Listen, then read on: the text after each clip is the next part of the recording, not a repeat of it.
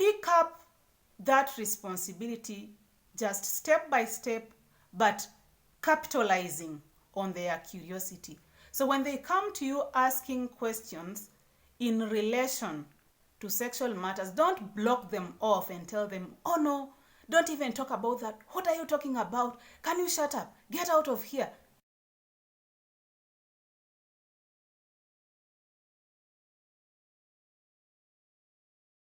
Hi there, thank you so much for stopping by. If you're new here, my name is Charity, and please consider to subscribe and be part of this family where we do faith, family, and self-improvement. If you already subscribed, thank you so much, and may God really bless you. Growing up in an African as well as a Christian setting, it was very difficult for parents to talk to their children about matters of sex. And so, being one of those children who grew up in such a setting, I never accessed any sexual information from my parents. So I had to find it on my own, either from friends at school, from teachers, from reading books, magazine, watching television. So all the information that I have about sex, I gather it on my own. However, in African modern times, as parents, we need to take up that responsibility for sex education to our children, because times have changed and this information can be accessed from elsewhere. So if you don't teach your children about sexual information or give them the information they need, then they can access any other information out there. Because of the availability of internet, they can access cell phones and go on the internet and get whatever information they need. So they can do all these things even without your permission, because you are not always there as a hawk to look at whatever they are doing. Yes, you can do that, but you can only go so far, because sometimes they are not at your vicinity. So that's why you need to be able to take that responsibility to walk your child through the stages of this information as they grow. Of course, you cannot just sit your children down, even when they are still underage, like 4-year-old and 5-year-old, and start offloading all information about sexual matters to your children. You just do it step by step according to their age. For example, curiosity starts at the ages of 4 years and 5 years. So when children come to you to ask about, like, mommy, is kissing bad? You have to use that opportunity to explain to them that kissing is not a bad thing. However, it is meant for adults.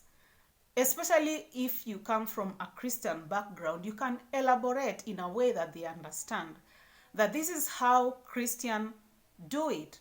After they get married, especially in church, then they can find that freedom to kiss.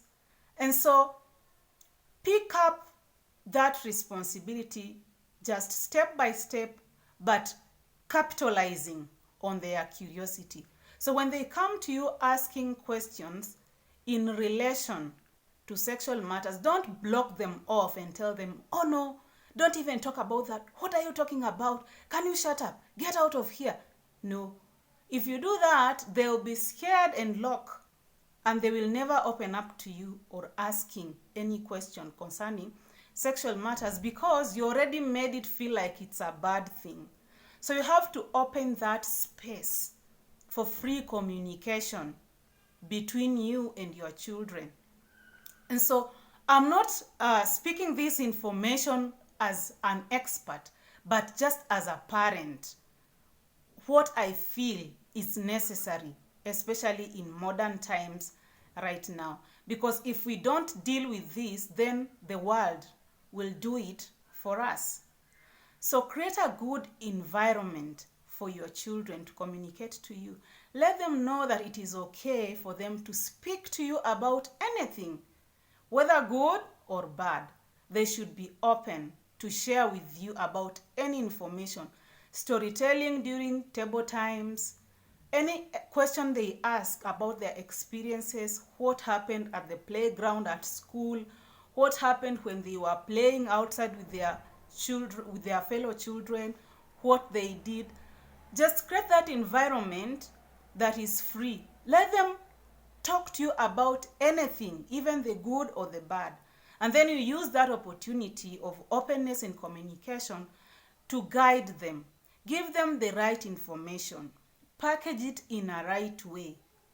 If they ask you about the differences, especially why do girls pee differently from boys, those are things that children are usually curious about.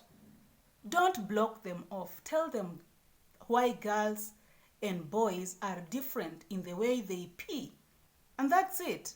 You don't really have to block it off as if it is bad for them to ask such questions. And please remember to give this video a thumbs up, and remember to also give your comment right down below in the comment section. See you in the next one. Bye bye.